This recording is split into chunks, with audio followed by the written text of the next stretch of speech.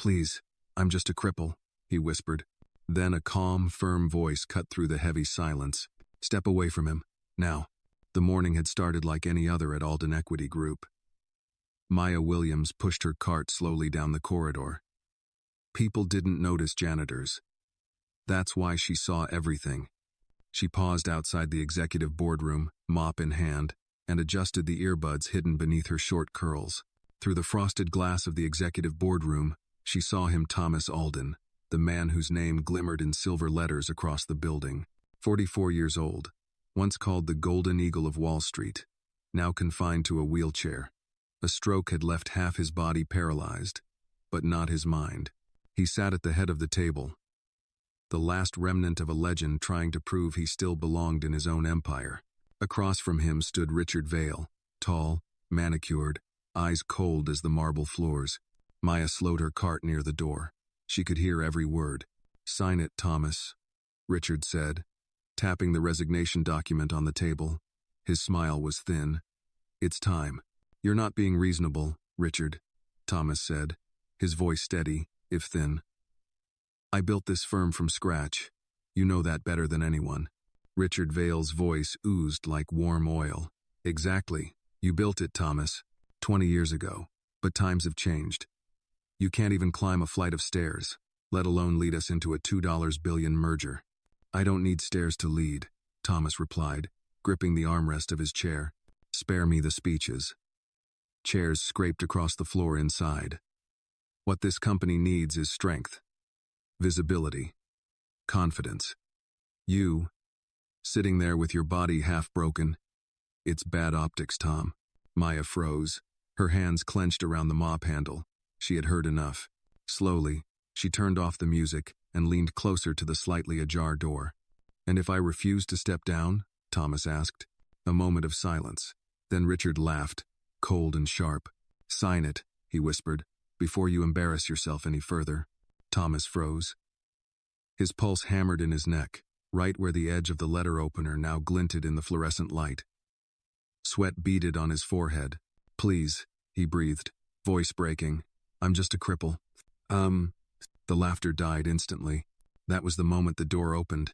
Maya Williams stepped inside, her mop still in hand, the ID badge swinging from her chest.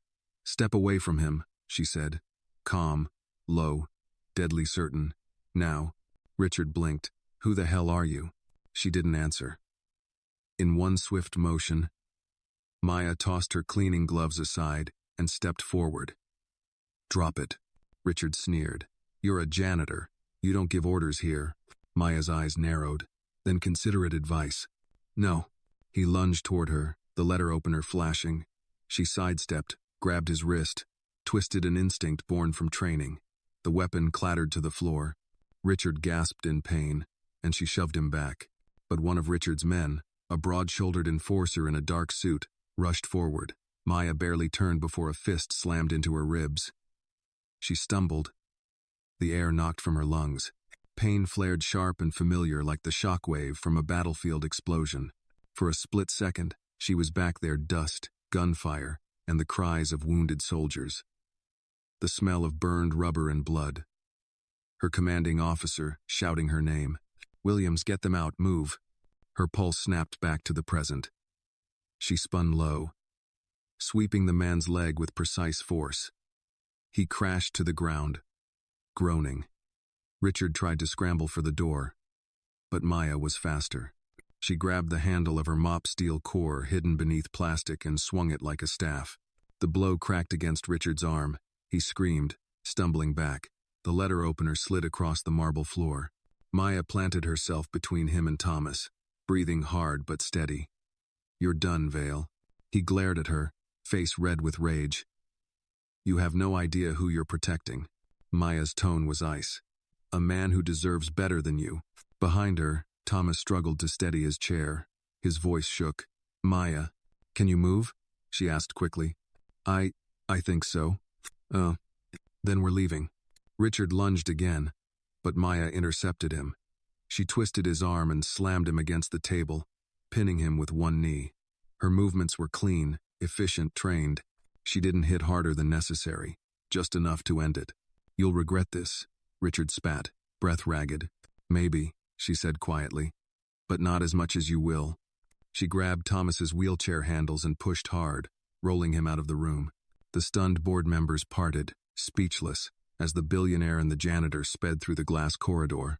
When they reached the service elevator, Thomas finally spoke, voice hoarse. How did you know?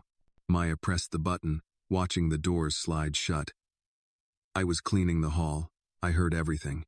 He looked up at her, bewildered. Why help me? You could lose your job. She met his eyes, calm and sure. Because someone once saved mine. No. The elevator descended, humming softly. Below them, the 47th floor erupted in shouts and confusion. Richard Vale clutched his bruised arm, staring at the door where Maya had disappeared. The mop lay broken in half on the marble. For the first time in his career, Richard looked afraid, and for the first time in years, Thomas Alden felt something he thought he'd lost hope. The city stretched out beneath them, glittering and indifferent. The elevator slowed, then stopped with a gentle ding. Maya turned to Thomas, voice low but firm. We need to move. They'll come looking. He nodded weakly, still in shock. Who are you? Maya pushed his chair into the dim hallway. Someone who doesn't look away. Outside, the night wind cut through the loading dock. Sirens wailed faintly in the distance. Maya adjusted her grip on the wheelchair handles and glanced at the skyline above. Tomorrow, they would talk. Tomorrow, they would face what came next. But tonight she had done what she'd been trained to do. Save the living, protect the helpless, and never, ever back down. If you felt her courage, hit like and comment where you're watching from. You might not be alone tonight. The night air bit into Thomas's face as they moved through the back alley behind the Alden Equity building. The wheels of his chair rattled over the uneven pavement, and every bump sent a jolt up his spine. Maya kept pushing, fast and focused, her breath steady despite the adrenaline still surging through her veins. They reached a shadowed corner by a loading dock, half hidden behind a dumpster and a stack of empty crates. Maya stopped there, crouched low, scanning the street. You all right? She asked without looking back. Thomas exhaled slowly. Define all right. I meant, are you bleeding, broken, or about to pass out? He blinked, processing. No, just shaken and confused. Good. Confusion means you're still thinking. Bleeding.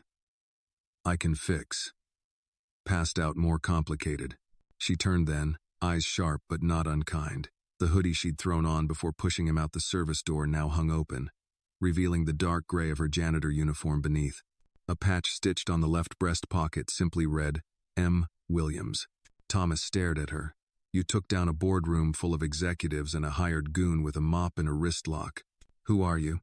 Maya looked at him, her expression unreadable. Then, she pulled a small chain from around her neck. A dull silver military tag dangled at the end. Scratched and faded. U.S. Army, Combat Medic, Afghanistan. Thomas's eyes widened. You were military? 7 years. Helmand Province. After that, life got complicated. He nodded slowly, still trying to match the woman in front of him to the world he thought he understood. I always thought. Janitors were just people who clean your mess? She interrupted, voice cool. He winced. That came out wrong. Don't worry. I've heard worse. You didn't say it. Richard did. At his name, something flickered in Maya's face. Anger. No, something deeper. Resolve. Thomas leaned back, letting the night hold his silence. After a long moment, he asked, Why did you really help me? What do you owe me?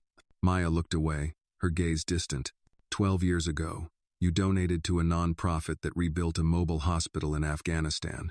It was one of the few safe zones in Helmand. I was stationed there. We saved over 200 people in that tent, including a mother and child who had stepped on an old minefield. She paused. That child was from my patrol sector. I'd begged command for extra med kits. We didn't get them. But your donation bought the replacements. That day, we saved both lives. Thomas swallowed. I never knew. Oh, you weren't supposed to. Her voice softened. You didn't do it for applause. That matters. For a moment, neither spoke. Then Thomas asked, "Do you think they'll try again?" Maya nodded. "Richard isn't the type to lick his wounds and go quietly. He's going to be furious. You embarrassed him. He'll paint you unstable, violent. He might even say I assaulted him." "You did," Thomas said. She smirked. "Only enough to make a point." Thomas laughed, short and dry, then grimaced. "God, I can't believe this is happening. My own board, my name on the building, and I'm being hunted like I'm disposable." Maya crouched in front of him, placing a hand lightly on his knee. "You're not disposable, but you are exposed." He looked at her, searching. "What do I do now? You buy time, and you let me help you." Thomas shook his head. "I can't drag you into this. You didn't drag me. I stepped in. There's a difference." Behind them, a distant siren wailed. Maya stood up. "We can't stay here, do you trust me?" "I don't even know you," he replied. She held his gaze. "Then it's a good time to start." 20 minutes later, they were in a low-rent apartment in Washington Heights, Maya's place. The stairwell smelled like old paint and fried food, and the elevator was out of order. But her unit on the first floor was clean, organized, and unexpectedly warm. She parked his wheelchair beside the couch and handed him a glass of water. "Sip it. You're still in shock." Thomas did as told.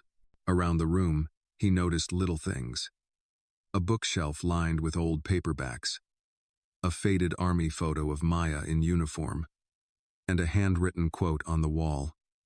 "Justice doesn't always wear a robe. Sometimes it carries a mop." He smiled faintly. "That yours?" "My mother's." Maya walked into the small kitchen and returned with a bag of frozen peas. She handed it to him. "For your shoulder." He took it, touched. "Thank you." They sat in silence for a while. Outside, the city buzzed car horns, sirens, the occasional shout. Thomas finally broke the quiet. "They'll be looking for me. I need to call my assistant." Maya nodded. "Use my phone. Don't use your number, and tell them nothing until we know who's loyal." He hesitated, then dialed. When the call ended, he turned to her. "How do you know all this? You weren't just a medic, were you?" Maya looked at him. "I was trained to do more than stop bleeding. I was trained to get people out alive." He leaned back, absorbing that. Outside, footsteps passed the apartment window. Maya tensed. Her hand moved instinctively toward the drawer under the side table, where a flashlight and an old stun baton Saturday, but the sound faded. No knock, no voices. Thomas noticed the movement. "You still live like it's a war zone." She didn't respond right away, then said, "Some wars don't end just because you come home." He understood more than she realized. Finally, she asked, "You ready to take back your company?" Thomas looked at her, this woman who fought for him, protected him, and now sheltered him. The janitor, who wasn't just a janitor. The medic who'd never stopped serving. "Yes," he said, "but I'm going to need help." Maya smiled. "Good, because I have a plan." Morning came slowly to Washington Heights. The light filtering through Maya's curtains was gray and soft, barely cutting through the remnants of a restless night. Thomas Alden lay on the pull-out couch, fully clothed, one hand still resting over the small gash on his collarbone, a reminder of Richard's silver-tipped threat. His body ached, but what kept him awake wasn't pain. It was betrayal. It was fear. He'd built Alden Equity from a single rented office into a global powerhouse. He'd survived market crashes, hostile takeovers, and regulatory wars. But nothing had prepared him for this, being preyed upon in his own boardroom, by someone he once called a partner. Across the room, Maya stood at the stove, quietly stirring a pot. The smell of grits, eggs, and turkey bacon filled the apartment. She moved with methodical calm, her gray janitor uniform replaced by black joggers and a faded t-shirt that read "Harlem is home." Thomas tried to sit up straighter. "You didn't have to cook." She didn't look at him. "You look like a man who's lived off espresso and boardroom muffins for a decade. You're getting breakfast." He managed a weak smile. "Military hospitality?" "Southern courtesy," she replied. "Don't confuse the two." She placed a tray on the small coffee table, 2 plates, hot sauce, butter, and folded napkins. "Eat. Then we talk." He took a bite. The The grits were perfectly salted, the eggs soft, real food. It grounded him more than he expected. Maya ate silently beside him, both of them letting the city hum around them. When she finished, she wiped her mouth, leaned back, and said, "So let's map the battlefield." Thomas nodded. Richard's move was premeditated. He had the paperwork ready. The board lined up. The letter opener wasn't spontaneous either. He's losing patience. He's also losing control, Maya said, which is when dangerous men get sloppier. Thomas's brow furrowed. I need to know who's still with me, who I can trust. Maya reached under the table and pulled out a yellow legal pad. I made a list. Based on what I overheard, the board split.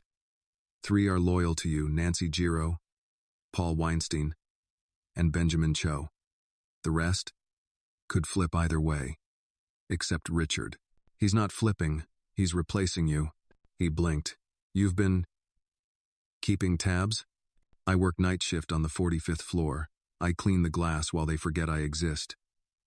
You'd be amazed what people say when they think you're invisible. Thomas stared at her. You're not who I thought you were. Nah, no one ever is, Maya said, then pointed to the pad. The key is timing. You need to get ahead of whatever narrative Richard's spinning. I can't just call a press conference from your kitchen, he said, gesturing around them. No. But we can release a statement. Control the damage. But more importantly, she hesitated. You need to tell people what happened last night.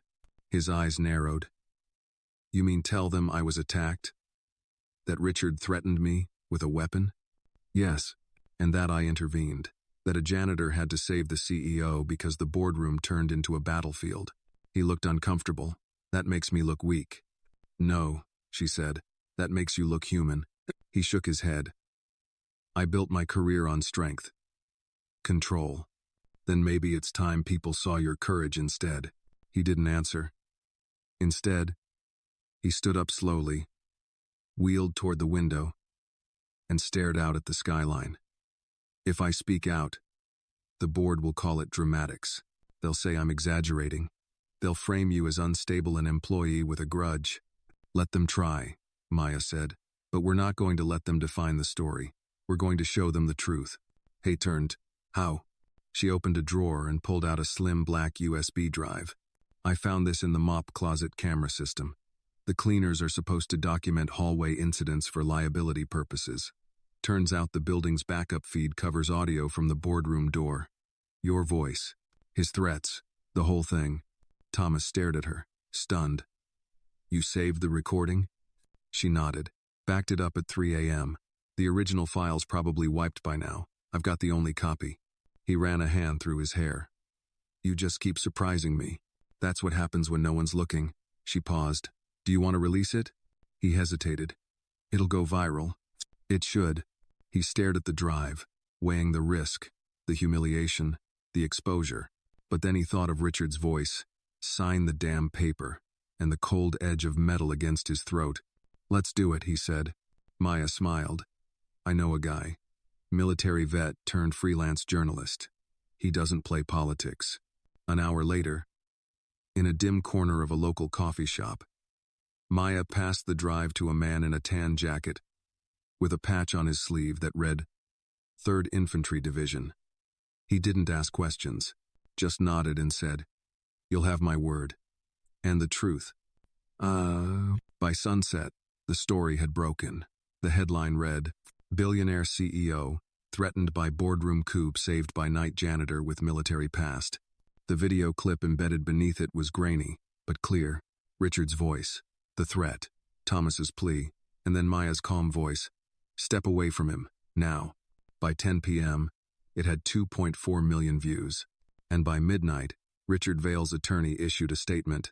Mr. Vale has temporarily stepped down from his board position to focus on personal matters. In Maya's apartment, the news anchor's voice echoed softly. Some are calling her the janitor guardian. Others, the protector of Wall Street. But to Thomas Alden, she's simply the woman who didn't walk away. Thomas looked over at her. Still want to keep this quiet? She asked. He shook his head. No. I think the world needs to see what real strength looks like. Maya leaned back, arms crossed, as the screen faded to commercial. Good, she said, because this was just round one.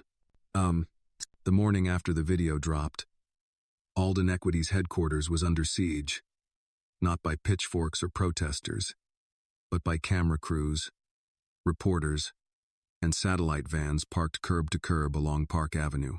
Journalists in trench coats elbowed for position near the building's entrance, microphones poised like bayonets. Every passing executive got peppered with questions. Was Thomas Alden really attacked in the boardroom? Who is the janitor turned heroine? Is Richard Vail resigning permanently? Has the board responded? The company had gone dark. No statements, no press conference. Just one email at 6:22 a.m., marked internal only. Effective immediately, all public inquiries are to be routed through legal counsel. But silence was a weak wall. The world had already made up its mind. At a diner in Harlem, Maya Williams sat in a booth near the back, swirling black coffee in a chipped white mug. She was still in her joggers and hoodie, her hair tied back, phone face down on the table. Across from her sat Thomas Alden, trying to look inconspicuous in a baseball cap and dark blazer. People didn't recognize him right away. Out of the wheelchair, leaning against a cane, he looked like just another middle-aged man recovering from back surgery. But the sharpness in his eyes gave him away the kind of focus that belonged to men who carried entire companies in their heads. Maya took a bite of toast, then said quietly, "You're trending. Everywhere. I figured. Some are calling you brave. Others say you staged the whole thing." He looked at her. "Which do you believe?" "I believe you're not a good enough liar to fake being that scared." He cracked a dry smile. "Fair." A waitress passed by and refilled Maya's mug. She gave Thomas a curious glance, then walked away. Maya leaned in. "I also believe Richard's not done. That man doesn't lose without throwing something on fire behind him." Thomas's eyes darkened. "We beat him to the punch. That video shattered his credibility." "Sure," she said, "but fire doesn't care about credibility. Fire wants to destroy." She slid a small notebook across the table-worn leather cover, pages full of names, bullet points, arrows. "Here's what I think he'll do next." Thomas opened it. At the top was a name, Cynthia Vail. "My ex-wife?" he murmured. Maya nodded. "Still has partial stake in the company. Quiet, behind the scenes. Richard's been using her to build alliances." Thomas sighed, rubbing his temple. "She always did love a good power shift." I also found emails between Richard and an external consulting group, Becker Strategies. They specialize in hostile restructuring. They've been consulting off the books for months. Thomas's jaw tightened. "So he's been planning this longer than I thought." Maya tapped the table. "That means he has contingencies. You embarrassed him. Now he's going to try to bury you." Thomas closed the notebook. "Then we stay visible. Controlled exposure. We do interviews. We reclaim the narrative." Maya raised a brow. "We?" He looked her in the eyes. "You saved my life. You're in this whether you want to be or not." She didn't argue, but her voice dropped to something soft. "You sure you're ready to face them again?" Thomas nodded. "I can't rebuild what I ran from." Outside the diner, a young man in a hoodie approached, holding his phone up like it was sacred. Are you her?" he asked, eyes wide. "You're the janitor, right? The one from the video?" Maya blinked. "Yeah. My mom," she cried watching that. "She said you reminded her of her sister. She's been working nights for 20 years. Said no one's ever stood up like that." The boy's voice cracked. "Just wanted to say thanks." Maya nodded once. "Tell your mom to keep showing up. The world notices more than it pretends." When the kid walked away, Thomas stared at her. "You just became a symbol." Maya shrugged. "Symbols get erased if they don't keep moving." They paid the bill and walked out into a brisk autumn breeze. The sidewalks glittered with fallen leaves. Somewhere in the distance, a saxophone played on a corner low, weary notes echoing between buildings. Back in her apartment that afternoon, Maya sat on the floor beside her coffee table, scrolling through her messages. Her inbox had exploded: military friends, strangers, activists, even a college offering her an honorary degree. She ignored most of them, but one message stopped her. Subject: "Thank you for saving my son. From Redacted at beaumonthospital.org. Body. Mr. Alden once donated the money that kept our trauma unit open another year. You saved him. I just wanted you to know. You saved all of us. Her eyes welled up. She blinked hard and locked her phone. Meanwhile, Thomas sat across town in the office of a former colleague, Paul Weinstein, one of the 3 board members Maya had flagged as loyal. The older man listened intently as Thomas explained everything. The video, the attack, the cover-up. Maya, Paul exhaled. This changes everything. I need you to call an emergency session, Thomas said. Get the board on record. We bring Richard's actions to light internally first, before he spins another lie. Paul nodded slowly. What about Maya? Thomas met his eyes. She's coming with me, as witness, as protector, as my ethics advisor, if she'll take the role. She's a janitor. Thomas smiled. Not anymore. Back in Maya's apartment, as the sun dipped low over the city, Thomas returned with a file in hand and a tired but firm expression. He handed her the folder. Read it. Sure. Inside was an offer letter, formal, thick paper. The Alden Equity logo embossed in gold at the top. Position, Director of People and Ethics. Reporting to CEO Thomas Alden. Status, Executive Tier. Start date, immediately. Maya stared at it, silent. I want you in the room when decisions are made, Thomas said. No more mops. Just truth. She didn't smile, but her voice was steady. Then we fight smarter. And louder. He nodded. Let them come. 3 days had passed since the video went viral. In that short time, Thomas Alden had gone from being a quiet embarrassment to the face of corporate resilience. But inside Alden Equity Group, the air remained toxic, sterile smiles, passive-aggressive memos, and meeting rooms that now felt like minefields. Maya Williams stood at the glass entrance of the company's executive floor, no longer in uniform. Today, she wore a tailored charcoal blazer over a navy blouse, dark slacks, and low black boots. Her natural curls framed her face, and a thin badge clipped to her lapel read, Director of People and Ethics. The receptionist did a double take. I'm not here to clean your office, Maya replied coolly. I'm here for the emergency board session. Let Mr. Alden know I've arrived. The woman fumbled for the phone, clearly unsure how to process what she was witnessing. Maya didn't blame her. A janitor, black, young, female, had become a power figure overnight. That sort of change made people uncomfortable. She stepped into the hallway, scanning the frosted glass doors where she'd once mopped quietly, unseen. Now, her reflection looked back at her with purpose. Inside the main boardroom, the temperature dropped the moment she entered. Thomas was already seated at the head of the table, his wheelchair beside a sleek, custom-modified chair with ergonomic support. He wore a crisp navy suit, his tie slightly loosened, face stern. Next to him sat Paul Weinstein, tall, gray-bearded, with the wary calm of a man who'd seen too many boardroom betrayals. Across from them, Cynthia Vale, Richard's ex-wife and co-shareholder, Donald Lennox, an opportunistic investor with a history of switching allegiances, and Helena Miles, head of PR, whose perfectly ironed dress matched her voice, measured, immaculate, razor-sharp. Maya took the last seat beside Thomas. She laid a leather folio on the table and opened it, revealing documents, timelines, and a small voice recorder. No one greeted her. That was fine. Paul cleared his throat. This meeting is to address the events of October 14th specifically. The unauthorized confrontation in the boardroom between Mr. Alden and Mr. Vale. Alleged confrontation, Cynthia cut in. We only have one version of that night. Maya pressed a button on the recorder. Richard's voice filled the room. Sign the damn paper. Crippled CEO sinks Alden Equity. You choose. The metallic sound of the letter opener echoed, followed by Thomas's trembling voice. Please, I'm just a cripple. Then came Maya's calm reply. Step away from him. Now. Helena shifted uncomfortably. Donald coughed into his fist. When the audio ended, Maya looked up. Any questions about what happened? Cynthia's face was unreadable. That audio was obtained without board consent. It violates privacy protocols. Thomas spoke up, his voice firm. It saved my life, Helena exhaled. Regardless of protocol, this footage is already public. The damage is done. We've been flooded with emails. Investors are nervous. Some admire the transparency. Others are threatening to pull out. Then let them, Maya said calmly.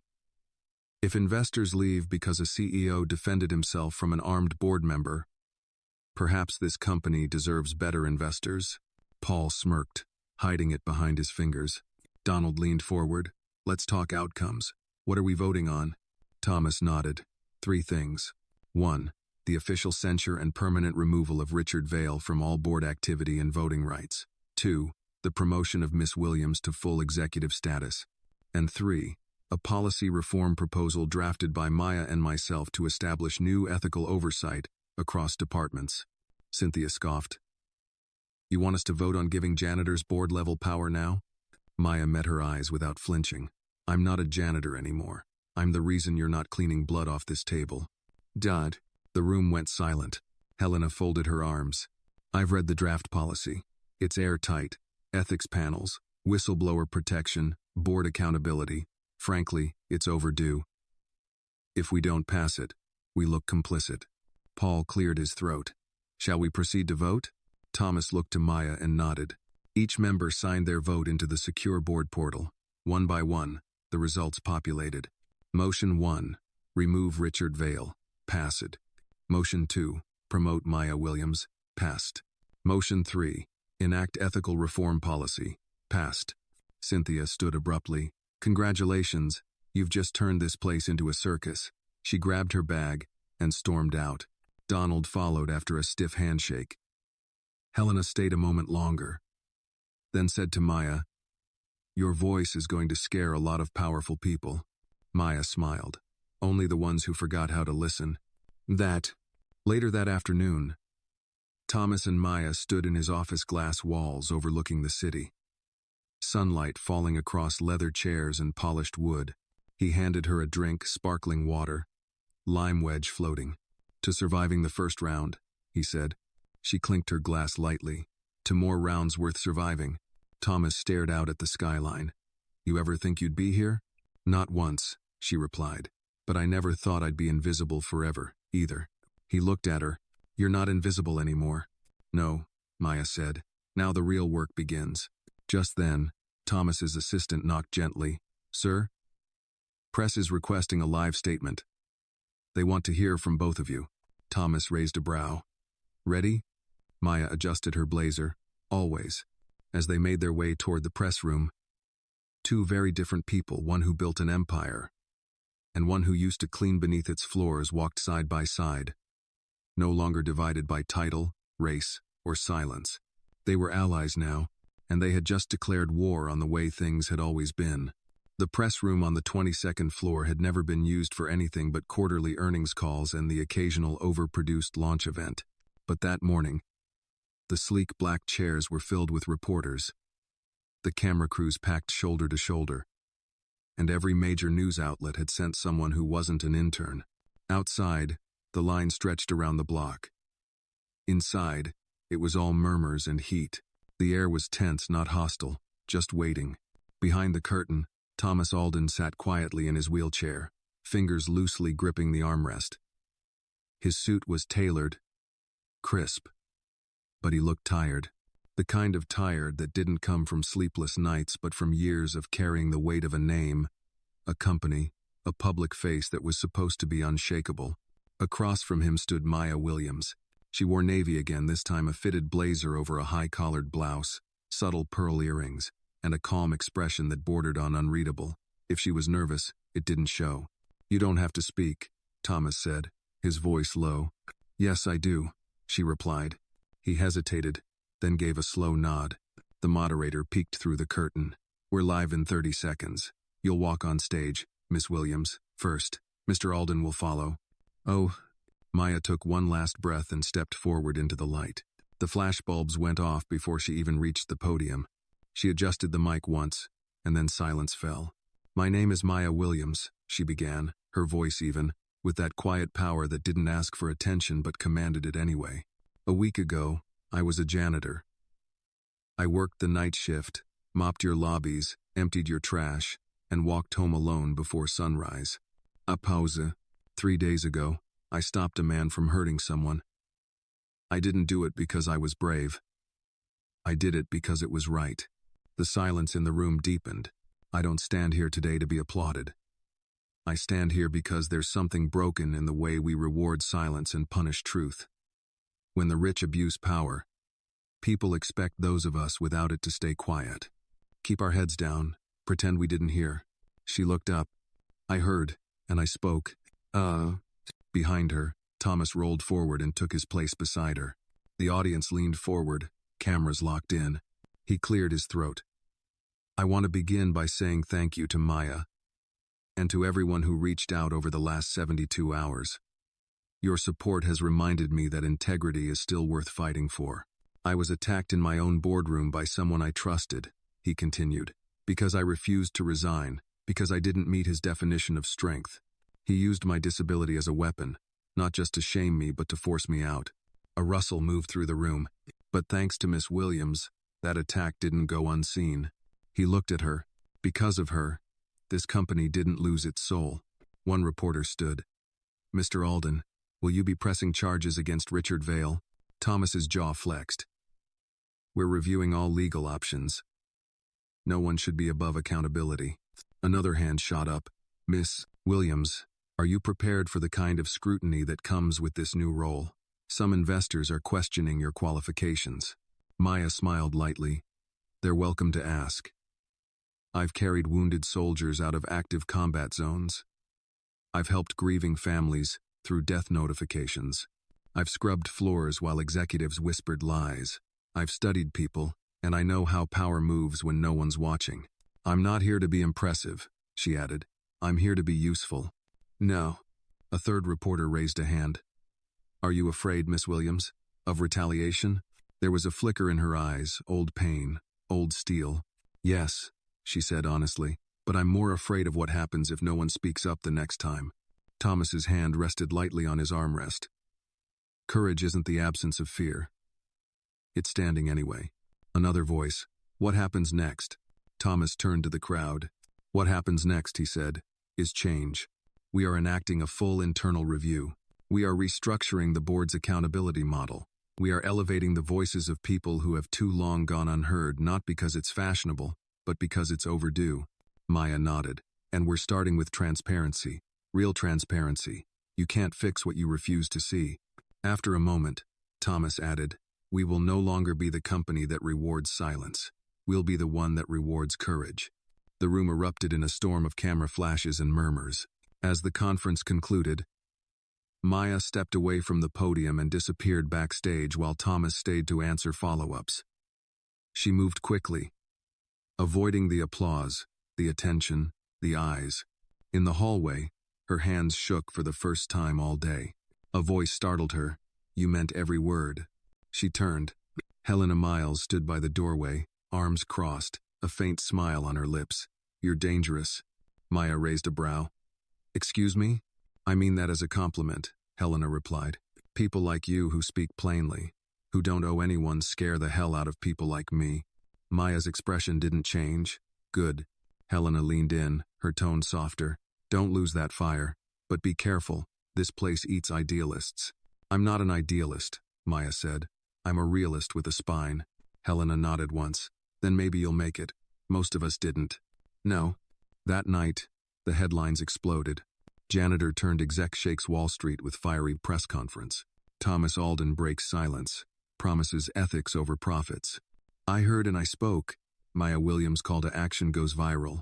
Back in her apartment, Maya sat on the floor beside her mother's recliner, braiding the older woman's thinning hair while the TV played muted news footage of her own face.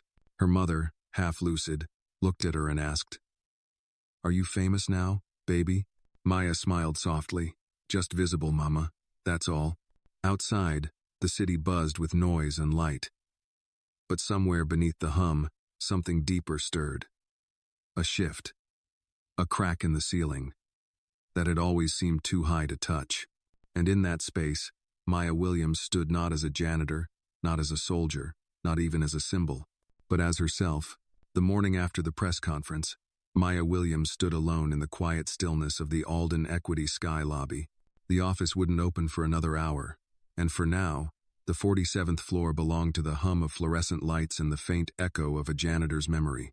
She stared at the polished floor she used to mop, the same scuffed tiles where she'd once listened to whispered deals and entitled laughter while invisible to everyone in a $3,000 suit. Now her face was framed on the company's website. Her name listed just 2 titles below the CEO. Her inbox had over 4,000 unread messages, most of them from strangers. Still, nothing had changed the building more than the silence. People walked differently now, more measured, less loud, like the floors might be listening back. She stepped into her new office, a corner space Thomas insisted on, though she argued for something closer to the people. The room was minimalist, clean desk, framed photo of her mother beside a quote in cursive across the wall, "Speak even if your voice trembles." She barely had time to sit before a knock came. "Come in." It was Paul Weinstein. Suit rumpled from a late night, coffee in hand. He nodded to her with a tired smile. "Morning, Director." "Morning, Paul. I just came from legal. Richard's attorneys are circling like sharks. They're calling the board's vote illegitimate, citing a conflict of interest because of your presence in the room." Maya sighed. "He's going to drag this out." "Oh yes, and he's got money to burn." She stood, took the coffee from his hand, and sipped without asking. He gave her a sideways look, but didn't argue. "We fight smart," she said. "Not louder, smarter." "Funny," he said. "That's almost exactly what Thomas said about you yesterday." She smirked. "I'm rubbing off on him. .com. Paul hesitated at the door. "For what it's worth. I voted for you because I believed in the truth. But you've got enemies now, Maya. Real ones. Be careful. This place. It looks polite, but it bites hard." "I've been bitten before," she said. After he left, she pulled open the bottom drawer of her desk. Inside was the military photo of her unit, faded, edges curled. She stared at the faces for a moment, her fingers landing on one in particular. Corporal Davis. A medic. Like her. Lost in Kandahar during a night raid. Maya had carried his body 6 miles back to camp under sniper fire. Some wounds never healed. They just hardened. Her office phone buzzed. It was Thomas. "Come up to the rooftop," he said. "I need you to see something." 15 minutes later, they stood together on the helipad. The wind was sharp and cold, but the view was breathtaking. Manhattan spread below them in all its chaotic brilliance. Thomas gestured toward the east. "There's a conference next week, Global Leadership Summit. I was invited to speak. And? I want you to come." Maya blinked. "Me? You're not just a PR win, Maya. You're the face of something better. People trust you. More than they trust me. I'm not polished. I'm not trained in public diplomacy." He chuckled. "Neither was I when I started. I just looked the part." She looked out at the city, lips pressed tight. "I'll think about it." "Good," he said, "because it's already on the itinerary." She laughed. He laughed too. Then his smile faded. "There's something else." She turned toward him. "Richard's not working alone. There's money coming in from a shell firm in Delaware, and someone's been leaking internal security reports. Someone high up." Maya's jaw clenched. "Inside job. Someone wants me out. Permanently this time." She crossed her arms. "Then we don't wait for the attack. We go on the offensive." I thought you didn't like being loud." "I don't," she said. "But sometimes silence is a weapon too. We gather proof, build allies, show the board this isn't about disability or pride, it's about rot." He looked at her with quiet admiration.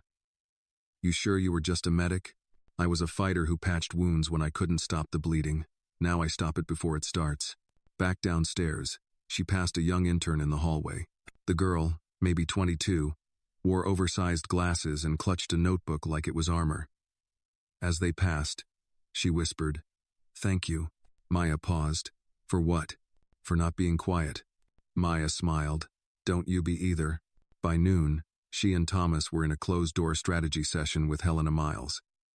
PR analytics, legal threats, security gaps, they covered everything. Maya noticed how Helena's tone had shifted. Less clipped, more curious. There was something like respect blooming between them. Afterward, as the others left, Thomas lingered. "You're changing this place," he said. "I'm just reminding them it was broken." He nodded slowly. "Then let's keep breaking what needs to be broken." As she returned to her office, Maya caught her reflection in the glass. She didn't look like a janitor anymore. But she never forgot.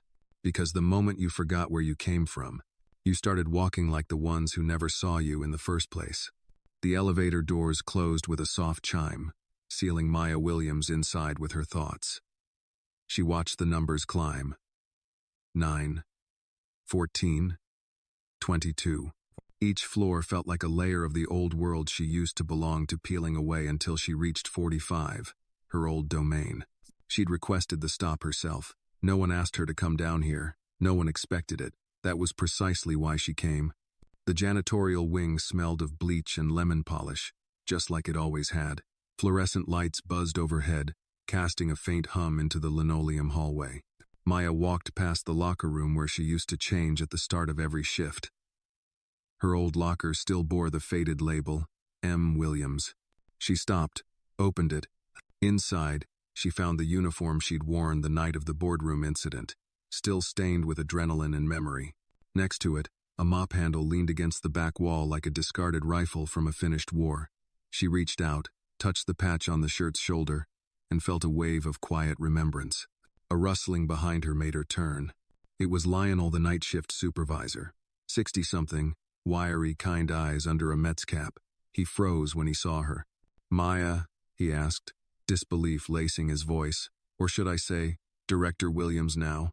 She smiled. "Still just Maya to you, Lionel." He stepped forward slowly, shaking his head. "Girl, I almost didn't believe it when I saw your face on the company feed. Thought it was some deep fake nonsense. It's real. Still feels unreal, though." He chuckled. "Damn shame it took an attempted assault and a viral video for this place to see you. But you earned it. Hell, you carried us more than most of the brass upstairs." Maya looked down. "You all carried me too, in ways you probably don't even know." Lionel nodded slowly, then pulled something from his back pocket, a folded piece of paper. "Found this in the break room a few days ago. Thought you'd want to see it." She unfolded the note.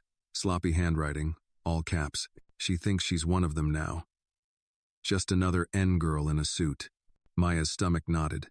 She folded the paper calmly, tucked it into her jacket pocket, and looked up. "Did you see who left it?" Lionel shook his head. "I've got guesses, but no proof." She nodded once. "Then I'll find the proof." He hesitated. "You sure you want to stay in this place? Ain't exactly safe for people like us when we start rising too fast." Maya placed a hand on his shoulder. "I'm not going anywhere. They'll have to throw me out of the damn building first." As she stepped back into the elevator, Lionel called after her. "Proud of you, Maya. Real proud."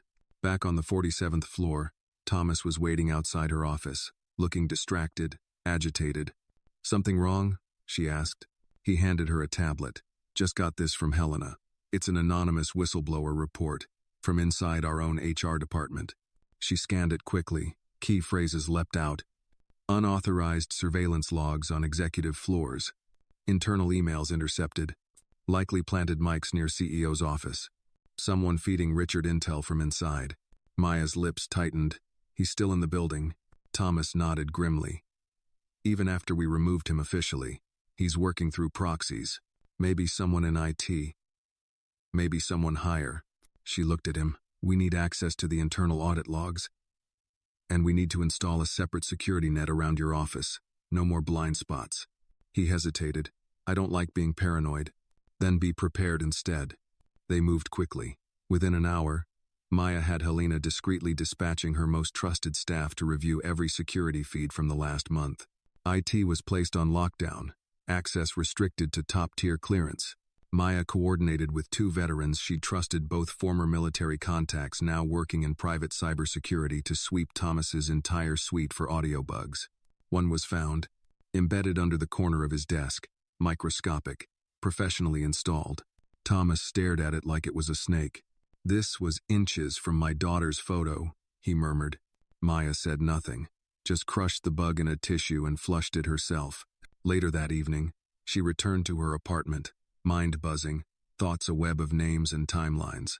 Her mother was already asleep, breathing softly in the glow of the TV, which played an old Western movie on mute. Maya sat at the table, flipping through a binder marked Phase 2, Internal Threat Assessment. She highlighted a name, Graham Liddell, VP of Infrastructure. Had dinner with Richard Vale 2 months ago. Access to physical and digital infrastructure.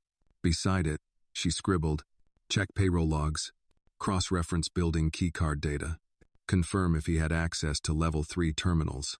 Her phone buzzed, a message from an unlisted number. Stop, you don't know what you're digging into. Maya stared at it, didn't flinch. She texted back, I know enough, and I'm not afraid. Then she turned off the phone, placed it inside a drawer, and returned to her notes. Because if someone was willing to threaten her, they were close, watching, listening, but so was she. And she knew how to listen louder. Monday morning brought a cold front to Manhattan, the kind that sliced through wool coats and pressed suits alike. But inside the Alden Equity Tower, the temperature had nothing to do with the weather. There was a tension thick enough to cut with a scalpel. Maya Williams arrived at the building just before 7 a.m., her steps brisk, her eyes scanning every corridor, every glance from passing employees.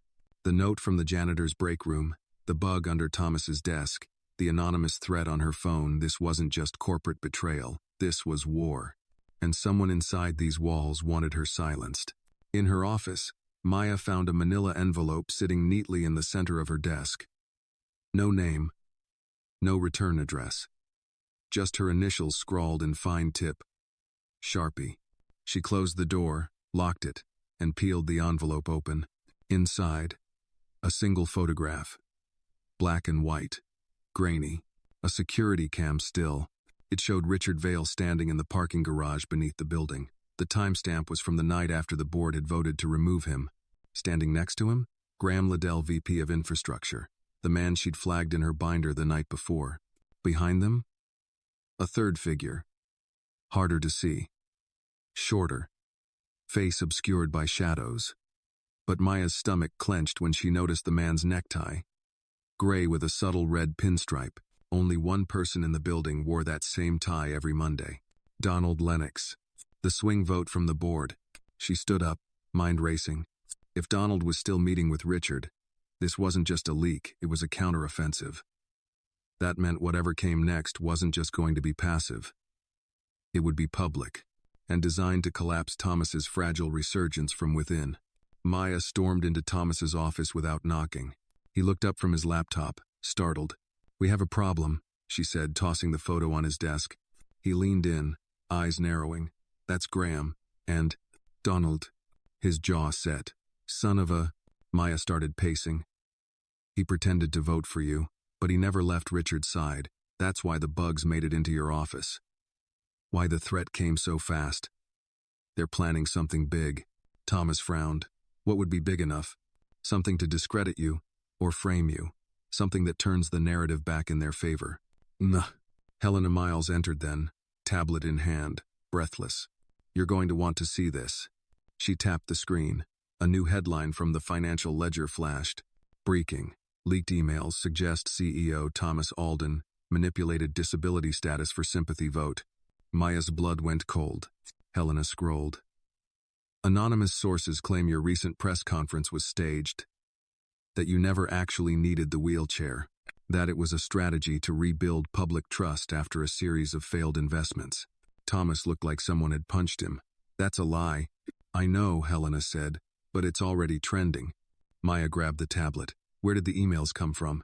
Encrypted drops, probably through a burner account. Fake emails? Helena nodded. At least partially. We've already verified headers, some of them were doctored, but they mix in real scheduling data to make it look legitimate. Oh, Maya didn't hesitate. Then we go on the offensive. Thomas looked skeptical. We just did. The press conference? No, Maya interrupted. That was defense. This is something else. She pulled out her phone and dialed. I need David and Lex. Full trace. Focus on email origins, internal server activity, and timestamp matching. Thomas blinked. You're calling in the military again? No, she said. I'm calling in people I trust. Within the hour, Maya's two former unit contacts, David Knox and Lexi Navarro, were inside the Alden IT war room. Suits blended with tactical boots, laptops flickering with code. While David worked on decrypting the leaked email chains, Lexi scanned badge entry data. She pointed at the screen. Here, Donald Lennox accessed the Level 3 terminal suite at 2:18 a.m. last night. That's not authorized, Thomas muttered. Maya was already moving. We confront him. Now. They intercepted Donald in the executive lounge tie flawless, hands wrapped around a steaming cup of matcha like he had nothing to hide. He looked up, smiling. Director Williams, Mr. Alden, always a pleasure. We know about the meeting, Maya said coldly. Richard. Graham. You. Donald chuckled, slowly standing. Conspiracies? Really? Maya leaned in. We also know about the fake email leak, and the bug in the CEO's office. Donald's eyes narrowed. You have no proof. No. We have enough, Thomas said. Enough to bring a civil suit. Enough to trigger a federal investigation. Donald's smile dropped. You think ethics is some badge of honor? He snapped. You're a janitor playing CEO. And he's a cripple clinging to a legacy that's crumbling. Maya didn't flinch. And yet here we are still standing, while you hide behind shadows and spyware. Donald set his cup down. You're making a mistake. No, Maya said. You already made it. She turned and walked out. That night, back in her apartment, Maya lit a candle in the window. It was something her grandmother used to do during storm season in Louisiana, light in the dark to remind the house what home felt like. The city was quiet for once, but Maya knew the silence wouldn't last.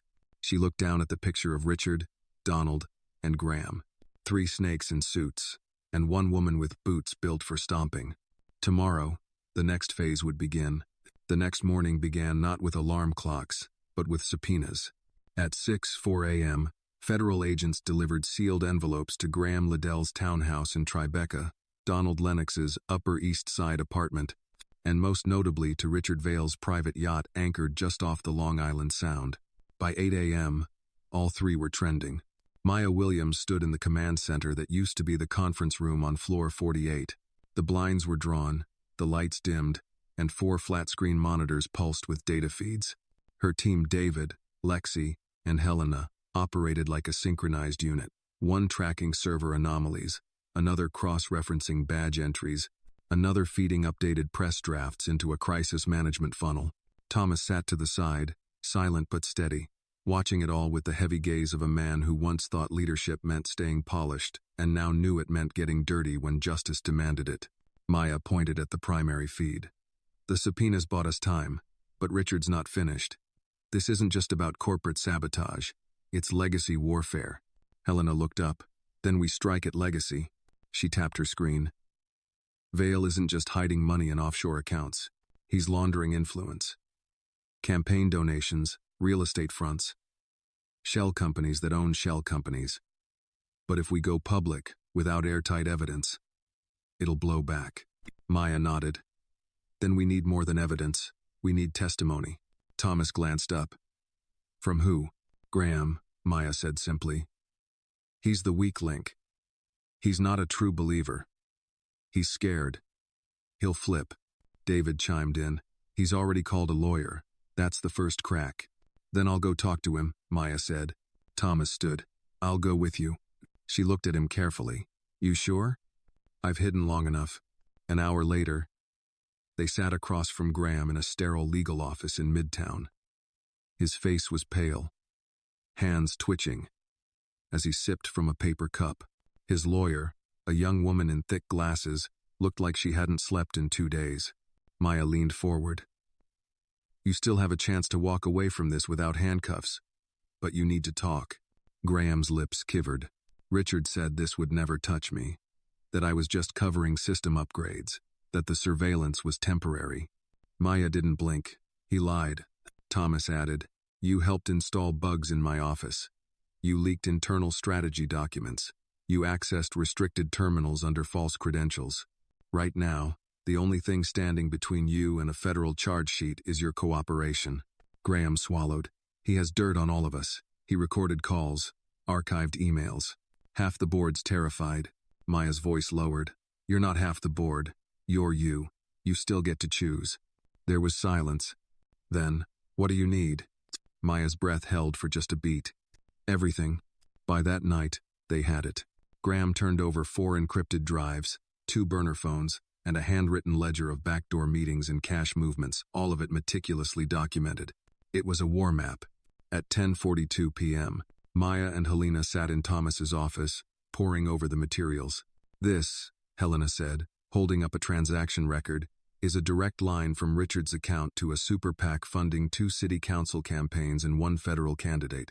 All of them have connections to zoning approvals that would benefit Alden's competitors. Thomas leaned back. He wasn't just trying to ruin me. He was trying to replace me. Maya added, and take the company with him. Hollow it out. Flip the assets. Sell the bones. Helena leaned back. So what's the play? Maya looked at Thomas. We go public. All of it. He hesitated. Even if it means investors panic? Especially if it means that. We're not just rebuilding a company. We're rebuilding the idea that corporations don't have to be fortresses for the corrupt. He met her gaze. You're sure? I'm sure. The next morning, a press conference was announced for noon. No one leaked the subject. No one needed to. The tension was enough to fill every hallway, every inbox, every glance exchanged in elevators. At exactly 12 p.m., Thomas and Maya stepped onto the stage. The media had returned. This time, they came hungry. Thomas opened first. This company was nearly stolen. Not by competitors or the market, but from within. Betrayal doesn't always wear a mask. Sometimes it wears a smile. He paused. But betrayal also invites accountability. He stepped aside. Maya took the mic. In the past 48 hours, we've uncovered evidence of deep corruption, espionage, and coordinated attempts to dismantle the trust we've worked to rebuild. And we've chosen not to bury it. We've chosen to expose it. She held up a thick folder. This file has already been submitted to federal investigators. We're not asking the public for blind trust. We're showing our receipts. A journalist called out, "Does this mean criminal charges for former board members?" "Yes," she said. "Let the law do its work." Another asked, "Aren't you worried about what this will do to investor confidence?" Maya smiled faintly. "If your confidence is shaken by integrity, you're investing in the wrong place." Back in the building, people clapped. Janitors, assistants, analysts, people who rarely had reason to celebrate something that came from the top floor. That night, Maya sat alone in her office, the city pulsing behind her. The war wasn't over, but the tide had turned. And for the first time in a long time, truth didn't feel like a whisper. It felt like thunder. The storm finally broke just after dawn. Rain lashed against the windows of the Alden Equity Tower, as if the sky itself had something to say. In her corner office, Maya Williams sipped her coffee in silence, watching the glass blur with streaks of water. The city looked softer in the rain washed, but not clean. Like a truth freshly revealed but not yet resolved. The press conference from the day before had triggered a cascade. By midnight, 3 board members had formally resigned. 2 federal subpoenas turned into 6. Richard Vale's yacht had vanished from its mooring, and Maya had barely slept. She turned her chair away from the window and toward her desk. A thick stack of manila folders waited for her files from Helena, filled with names, back-channel dealings, and contracts that were written to confuse more than clarify. At the top of the pile, internal culture audit. A document Maya had insisted on. Not just about cleaning out corruption, but rebuilding something better in its place. Her intercom buzzed. It was Helen from reception. "You've got a visitor." "No appointment." Maya sighed. "Name?" "He won't say. Just said he used to sit next to you in the break room." Maya blinked. "Send him up." A few minutes later, the door opened. In stepped Victor Brooks, late 52nds, dark skin, quiet eyes, a janitor who used to bring her thermos of coffee when he knew she'd pulled double shifts. He still wore the same company-issue jacket, but something about the way he walked had changed. Slower, more guarded. "Victor," she said, rising, "it's good to see you." He offered a small smile. "Figured I'd better come see it with my own eyes. Thought maybe someone put your name on the wall as a joke." "Dine," she gestured to the chair across from her. "Come sit." He did, hands folded in his lap. "You always used to say," he began. that if you ever made it out of the basement, you'd drag the rest of us with you. Maya chuckled. I remember. He nodded. So, what now? Now that you're on top? Maya leaned forward. Now we fix what we never dared to name. We rewrite the policies that left people like us invisible. We open up the hiring pipelines. We restructure leadership so that merit matters more than legacy. And we make damn sure that what happened to Thomas, what happened to all of us, never gets repeated under this roof. Victor exhaled slowly. That's a lot of rewriting. Then we better start early. He stood, nodded again, and before leaving, paused. If you need anyone on the inside to keep eyes open, you know, down in the cracks I still mop floors no one looks at. Maya gave a small, grateful smile. Thank you, Victor. I haven't forgotten where I came from. That evening, Maya sat in a closed-door meeting with Thomas and Helena. A whiteboard at the end of the room read in thick black marker, New Governance Model. Thomas looked worn but clearer than he had in weeks. The shadows beneath his eyes were still there, but his voice carried strength. We're proposing term limits for the board, he said, biannual ethics reviews, an anonymous reporting structure for all employees, from mailroom to management. Thoughts? I love it, Helena replied, but the people who hate it will scream the loudest. Maya nodded. Then let them scream. Let them know they've been seen. Thomas turned to her. And you? Still with us? She met his eyes. Every step. Later that night, Maya walked the halls of the building by herself. She took the long way down past the custodial closets, the mailroom, the outdated IT bullpen, the storage annex where broken chairs were forgotten, places where most executives would never walk again once they'd moved up. She stopped by the break room on the 23rd floor. The vending machine still whirred faintly. The old corkboard still held curling flyers about potlucks and union meetings. Someone had added a new one. It was a photocopy of a photo taken during the press conference, Maya at the mic, a sliver of fire in her eyes. Underneath, someone had handwritten, "She's not one of them. She's one of us." And she didn't forget. Ode. Maya stood there for a moment, heart quiet. Then her phone buzzed. A message from David. Graham's ledger cross-referenced. Confirmed offshore accounts in Richard's daughter's name. Full report coming in the morning. We're closer than we thought. Another buzz. Lexi this time. Tell Thomas to stay off open Wi-Fi. We found new pings on his public IP. Someone's still watching. Maya replied to both, thumbs moving with military precision. She didn't flinch. This wasn't over, not by a long shot. But they had the momentum now. As she exited the break room, her footsteps echoed in the quiet. A voice from the elevator startled her. You ever sleep, Williams? It was Helena, leaning against the frame, arms crossed, coat draped over her arm. Sleep is for people who aren't building revolutions, Maya replied. Helena smiled. I used to think this place couldn't change. Maya stepped into the elevator beside her. You weren't wrong. But now it can't not change. Oh. The doors closed, sealing them in steel and purpose. Outside, the rain had stopped. The streets below glistened in the amber glow of city light, like veins in a living, breathing heart. Tomorrow, more battles would come. Accusations, spin, maybe even more threats. But for tonight, Maya allowed herself a moment of something rare. Stillness, and the quiet strength of knowing she was exactly where she was meant to be. The following morning began not with coffee, but with a firewall breach. Maya Williams was midway through reviewing the new hiring policies, her pen poised over a sentence about inclusive candidate pools when her screen flickered. Just once. Then again. A subtle static pulse ran through her monitor like a skipped heartbeat. Seconds later, her office phone rang. It was Lexi. Don't touch anything, she said. We've got a breach. Maya stood, scanning her computer screen. What kind? An injection worm. Real-time, sophisticated. It's scanning for metadata, PDFs, anything flagged with internal security tags. It came through the executive net. Thomas, he's offline. I locked his account the moment we noticed the spike. Maya was already out the door, barking instructions as she moved down the hall. Quarantine the servers. Isolate level 4 terminals.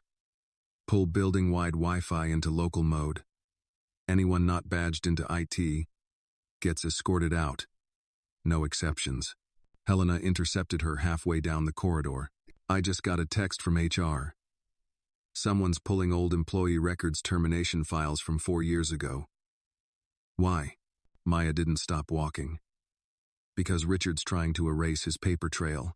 In the basement IT hub, Maya found David hunched over a bank of monitors, code running like rainfall across the screens. Lexi sat beside him, a Bluetooth earpiece blinking furiously as she issued rapid-fire commands to the digital forensics team. Maya stepped up. Tell me we've got eyes on it. No. David nodded, not looking up. We caught it in time. Whoever deployed this worm used a ghost shell, routed through 7 countries, but they slipped. One bounce didn't encrypt fully. We traced it. Where?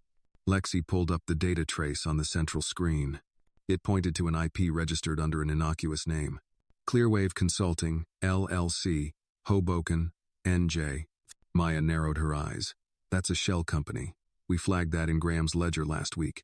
David nodded. Guess who's on the board?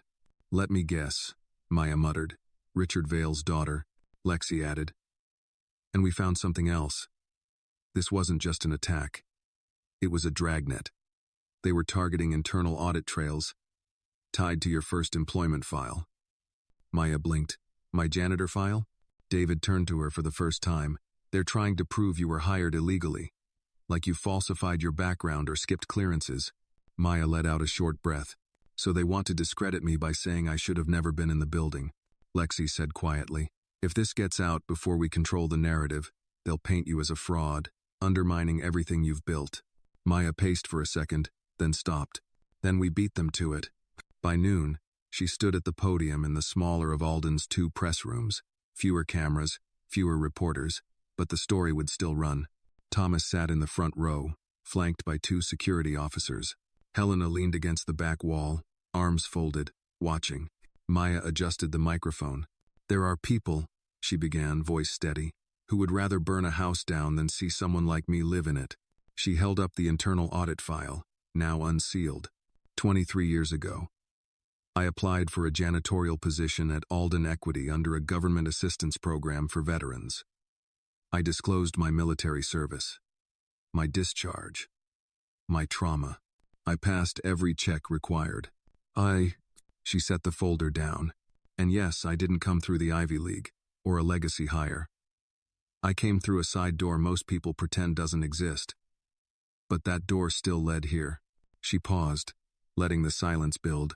This morning, a cyber attack tried to erase that door. To suggest I never belonged here. That my story was somehow shameful or disqualifying. A small shake of her head. Well, I'm here to say something clearly, so no one has to wonder anymore. I mopped these floors. I scrubbed these bathrooms. I picked up the pieces when others left them behind. And I do not regret 1 second of it. A murmur moved through the crowd. I will not be erased. I will not apologize for where I started.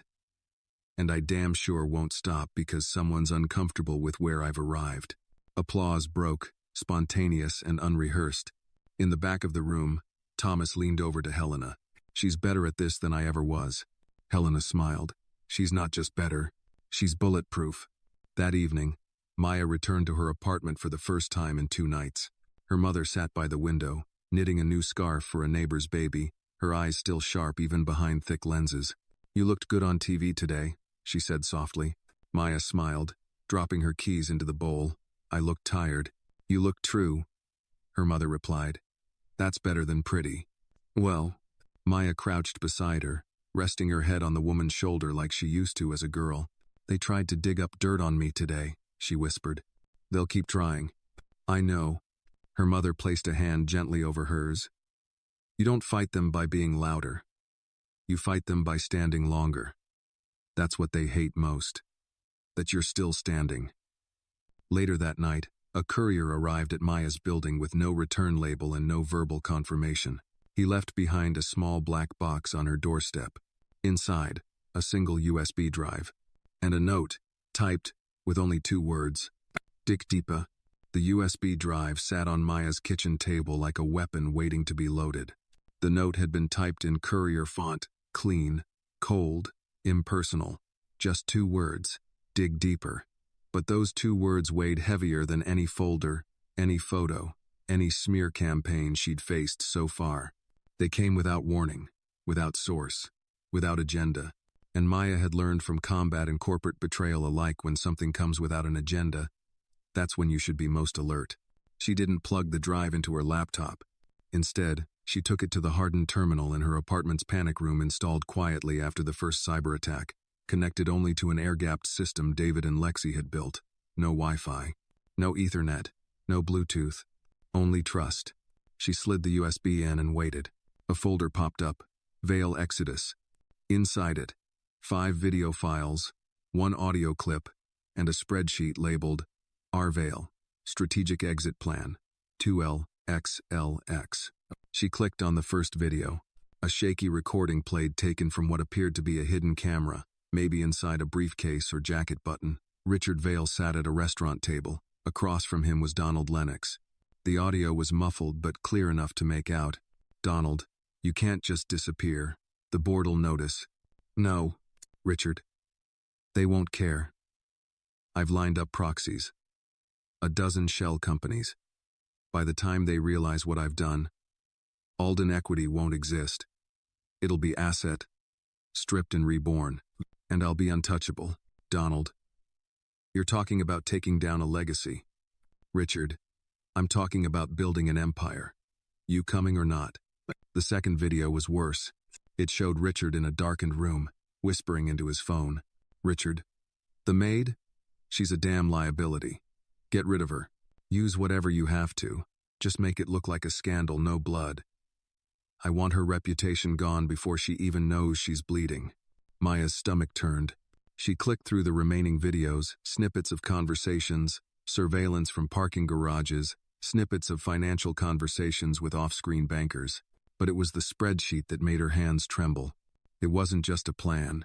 It was a blueprint for a hostile acquisition, not of Alden, but of multiple interconnected companies tied to Alden's pension fund, its supplier network, and its community investment arms. If the plan succeeded, thousands of employees would lose retirement savings, insurance, housing stability, and never even know why. Maya sat back in her chair. This wasn't just about her, or Thomas, or some vendetta against corporate diversity. Richard was engineering collapse, a systemic dismantling for profit, the very kind of silent warfare that devastated communities without firing a shot. And she had it all. At dawn, Maya called Helena, David, and Lexi to her apartment. No remote work, no calls, no notes. Everything analog, eyes only. She laid out the videos, the documents, the spreadsheet. Helena paled. "This isn't just illegal. This is predatory." "Then," David added, "if we give this to the feds now, they'll freeze everything, but they might not protect the pension funds. Those accounts need to be moved before the storm hits." Lexi nodded. "He's planning to pull the rug and profit off the fall. Classic vampire capitalism." Helena leaned in. "We need to be surgical. Precise. If this leaks too early, he'll disappear again. He's already working out of Dubai and Hong Kong. And he's got safe houses in Switzerland. I say we corner him in the only place he's vulnerable." "Where's that?" Maya asked. "Here," Helena said. "In court." Maya frowned. "He won't show. He doesn't care about subpoenas." Helena's eyes gleamed. "No. But he does care about reputation. Especially with international investors. If we make this public enough, if we build a narrative he can't control, he'll have to respond. Pride is his softest underbelly." Maya nodded slowly. "So we use the only weapon he can't delete." "Nah. Truth?" David asked. "No," she said. "Shame." That night, Maya scheduled a special shareholders meeting, publicly streamed, with full media access. She called it, "Reclaiming Integrity, What You Deserve to Know." Thomas sat beside her on the stage. Behind them, a single banner read, "Built on truth, not theft." Maya spoke first. "We are here tonight not as executives, but as caretakers of this company, of the people who built it, of the promises made over decades." She clicked a remote. On the giant screen, Richard's voice filled the room. "The maid? She's a damn liability. Gasps rippled across the audience. Investors stared. Journalists typed furiously. Maya let it land, then continued. We were never meant to hear those words. But we did, and now, so do you. And with them, the truth of what was almost done in your name. Thomas spoke next. Calm. Certain. We will be filing charges. Civil and criminal. We will move to freeze every affiliated asset. And most importantly, we will protect every pension, every wage, every contract. He turned to Maya, because no legacy is worth more than the people who built it. Applause broke out, not canned or polite, but real. From shareholders, from viewers watching across the country, from Alden employees who had felt invisible for decades. Maya stepped forward one last time. I was told I didn't belong here, that I was just a janitor. But let me be clear, this company was never stolen by people like me. It was nearly stolen by people who thought we wouldn't notice. She paused, but we did. At midnight, the first arrest was made. Not Richard yet, but one of his shell CEOs in New Jersey. Then another in Nevada. The wall had cracked, and through it poured justice. Slow but certain, Maya stood by the window of her office, watching the city light ripple like a nervous pulse across the skyline. Her phone buzzed. Unknown, you've made your move. Mine comes next. She turned the phone face down. Let him come. She was ready. At 2:17 a.m., the intercom buzzed. Maya was still in her office, half asleep over a stack of investor affidavits, when the screen lit up with a grainy black and white image of a young woman standing in the lobby. Mid-20 seconds, nervous, clutching a tote bag with shaking hands. Her eyes darted like someone being followed. Helen from reception patched through, her voice low. She says her name is Lila Vale, claims she's Richard's daughter, says she has something for you and she's scared. Maya straightened instantly. Send her up. Alone. 5 minutes later, Lila Vale stepped into Maya's office, soaked from the storm outside. Her coat was thin. Her lips, trembling not from cold, but from fear. Her eyes were sharp, though, and that told Maya everything she needed to know. This girl hadn't come for forgiveness. She'd come to the fact. I'm not here to defend him, Lila said, before Maya could speak. Good, Maya replied, offering her a towel and a seat. Lila sat, rubbed her hands, and looked around the office. He always said this tower would be mine one day. Maya didn't smile. And what do you believe now? That I'd rather burn it down than inherit it the way he built it. There was a pause. Then Lila pulled a flash drive from her coat pocket. He thought I didn't know, but I watched him. I watched him use people, discard them, bury them. You're not the first he's tried to destroy, just the first to survive it. Maya took the drive. What's on this? Proof, financial pathways, hidden signatures, internal chats, a list of assets tied to child labor overseas. The offshore accounts he didn't even tell his shell CEOs about. Maya leaned forward. Why now? Lila's voice cracked. Because I'm the one who registered Clearwave Consulting. I'm the name behind his laundering operation. I signed what he told me to sign. I didn't know. At first, I was just a name on paper. But now, if they indict him, they'll come for me too. And I don't want to be him. Maya studied her. You realize coming to me doesn't erase what you did. I know, Lila whispered. But maybe it stops me from becoming what I was about to become. Maya exhaled slowly. You'll need a lawyer. I already called one, but I trust you more. Do. By sunrise, the flash drive had been copied and distributed into the evidence network. Helena reviewed the documents with wide eyes. It's not just money laundering anymore. This is RICO territory. Racketeering. Conspiracy. Human rights violations. David tapped into the drive's metadata. Some of these files are months old. That means Lila's been watching him from the inside. Lexi added, she's our Rosetta Stone.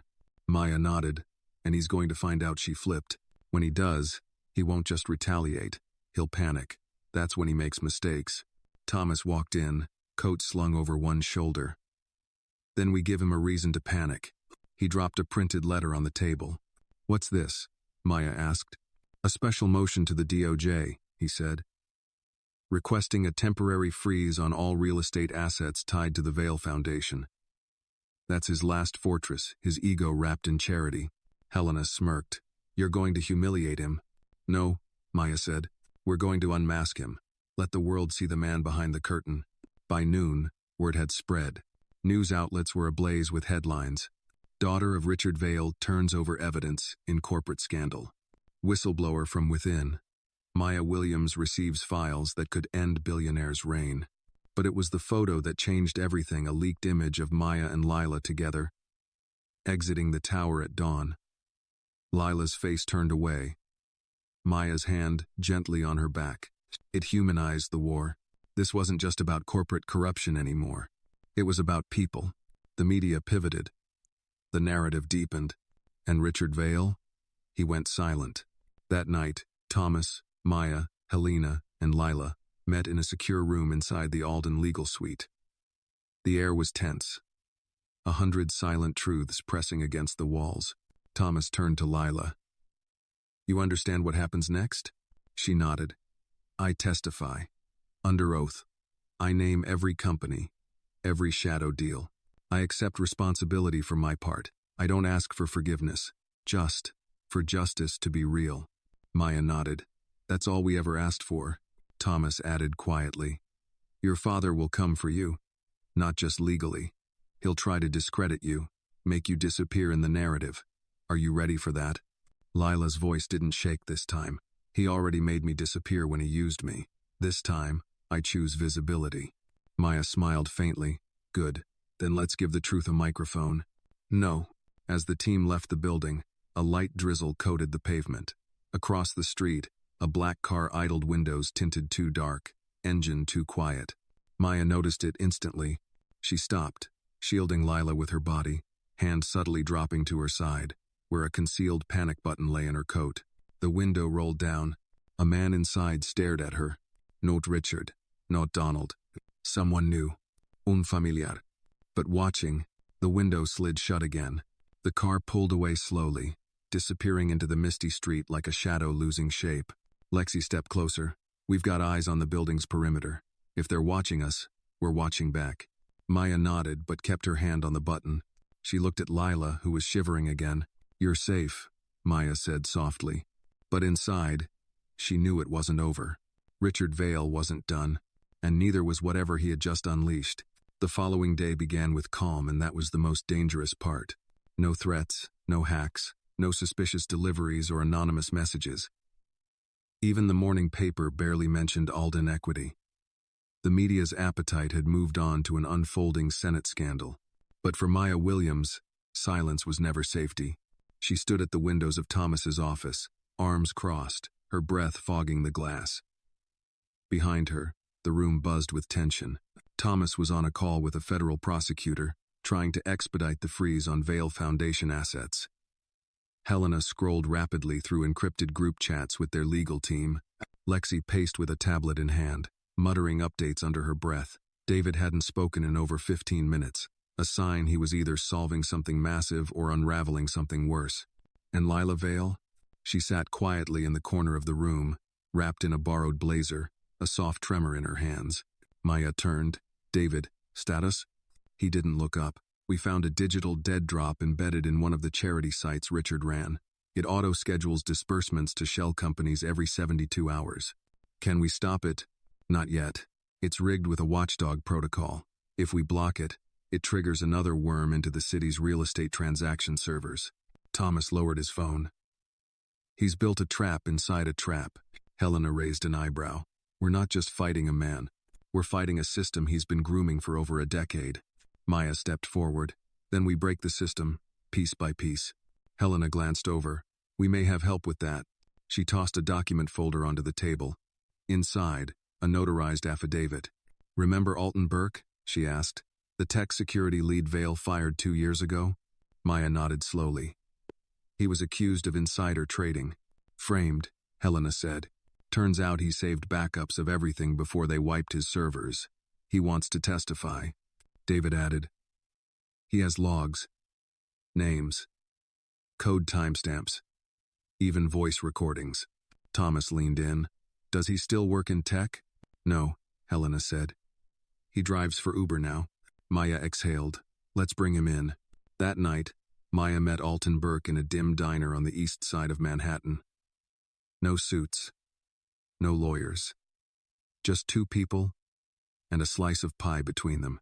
He was in his early 50s, gray in his beard, eyes too tired for his age. But when he talked about code, his hands moved like a pianist's. Precise, quick, expressive. "They said I stole from the company," he said, cutting into his pie. "But the only thing I stole was time to dig into what Richard was doing behind everyone's back." "What did you find?" Maya asked. He slid a flash drive across the table. Proof that Richard Vale embedded keyloggers in the executive branch's email clients since 2017. Every password, every internal memo, even legal strategy. Maya's heart stilled. That explains how he stayed ahead. He wasn't ahead. He was inside. Maya took the drive. "Why come forward now?" Alton's smile faded. "Because I watched what you did. You didn't climb the ladder. You rebuilt it. And for the first time, I thought maybe someone at the top wouldn't burn the next guy trying to rise." She nodded slowly. "You've got my word, we'll protect you." He raised his coffee. "Then let's burn the rot from the roots." At 1:03 a.m., back in the Alden war room, Maya plugged the drive into the air-gap terminal. Lexi and David were already online with a cybersecurity task force. What they found was worse than anything they'd anticipated. Maya stared at the screen, a long list of credentials scrolling. Email accounts, passwords, personal schedules, private photos, medical records, even Thomas's therapy transcripts. Lexi's voice dropped. This isn't corporate espionage. This is psychological warfare." David whispered. He knew everyone's weakness, and he logged them like ammo. Maya stepped away from the screen. "We go public. All of it. No redactions." Helena hesitated. "Are you sure? It's going to expose more than just Richard. This'll implicate people who never even realized they were being watched." Maya nodded. "If we're going to rebuild trust, we have to show them everything we're tearing down." Thomas walked in just then, saw the screen, and went silent. He stared at the document labeled Thomas Alden, Strategic Psychological Profile, PDF, and didn't blink. He finally spoke. "Let them see." By morning, the New York Times published the exposé with the headline, "The Vault, How One Billionaire Weaponized Surveillance to Control a Fortune 500 Giant." Maya's photo accompanied the piece. So did Thomas's. But it was Alton Burke's testimony that hit hardest. He wrote, in a single line, "I thought I was crazy. Turns out, I was just early." The story blew open everything. It made the morning talk shows, the late-night ones, even the political shows. Subbuenas multiplied. The Vale Foundation's board collapsed. More victims came forward, old assistants, interns, even a retired executive with a pacemaker Vale had threatened to digitally disable if he didn't vote a certain way. But in the middle of the storm, Maya didn't rest. She took Lila to a private safe house upstate. Near the Hudson. It was quiet there. Trees taller than buildings. Air that smelled like memory. They sat on the porch that evening. Lila asked, "Do you think he'll ever come after me directly?" Maya didn't lie. "Yes, but we'll be waiting." Lila turned to her. "You ever afraid?" "All the time," Maya said. "But fear doesn't own me anymore." She reached into her coat pocket, pulled out the panic button she'd carried for weeks and placed it gently in Lila's hand. "You don't have to be the one running anymore." Lila stared at it, then at Maya. And in that small exchange, something shifted, not just protection, but power. Not just trust, but transfer. Because wolves weren't the only things hiding in the garden. Some of the flowers had teeth too. The calm lasted exactly 19 hours. By the time the sun dipped beneath the Hudson River, Alden Equity's servers were under the largest DDoS attack in its history. Across the city, ATMs linked to Vale shell banks went dark. A cascade failure in the financial network began to ripple slowly at first, then with unmistakable fury. David called it first. "This isn't retaliation, it's a message." No. Maya was already in the security room of the tower, flanked by Lexi and two former NSA contractors on loan from the DOJ. The screens showed heat maps, red spirals lighting up across global access points. Thousands of pings per second, millions of attempts per minute. She stared at the data and said quietly, "He's coming out of the shadows." Helena rushed in with a burner phone in hand. "We just got this. Live call. He wants to speak with you." Maya didn't hesitate. She took the phone and walked to the far end of the room, voice steady as she answered, "This is Williams." A pause. Then came Richard Vale's voice. "I've been watching." Of course he had. "You underestimated me," she said. "I never underestimate the help," he replied coldly. "I simply assumed the help knew when to stay in their lane." Maya didn't rise to it. "You're not in control anymore." "I'm never out of control," Richard hissed. "You think you've won because of headlines? Leaks? A scared little girl who thinks selling out her father makes her clean? This isn't victory, Maya. It's exposure. And exposure makes people bleed." Maya leaned against the wall, cool concrete against her shoulder. "You sound afraid." "I sound cornered," he said. "There's a difference. One makes a man run, the other makes him bite." Before Maya could respond, Richard continued. "Lila made a mistake. She should have stayed buried. Now she'll get what every traitor gets." The line went dead. 10 minutes later, the Hudson Valley safe house went dark. Power cut, landline dead, cellular jamming in place. Lexi's screen lit up with a red flash. "We've lost connection to Lila's tracker." Maya stood so quickly, her chair toppled behind her. "Get the car," she barked. Now, the drive north was fast and silent, rain pounding the windshield like gunfire. Maya sat in the passenger seat of the armored black SUV, eyes locked ahead, her breathing shallow but precise. Her mind raced through military drills, entry protocols, breach responses, hostage rescues. By the time they reached the cabin, two things were clear. The front door was ajar. There was no light inside. Maya and Lexi moved in tandem, Lexi covering the perimeter while Maya entered through the front. The air inside was still. Too still. "Lila?" Maya called, sweeping her flashlight left to right. No answer. Then movement. A chair creaked in the kitchen. Maya drew her sidearm and stepped in. Lila sat at the table, hands tied in front, lips split, but alive. And standing behind her, holding a blade with a surgeon's steadiness, was Donald Lennox, Richard's right hand. "Step back," he said, voice eerily calm. "One move and she bleeds." Maya didn't blink. "You're too old for henchman work, Donald." "Veh." "She's insurance," he said. "Richard wants a trade.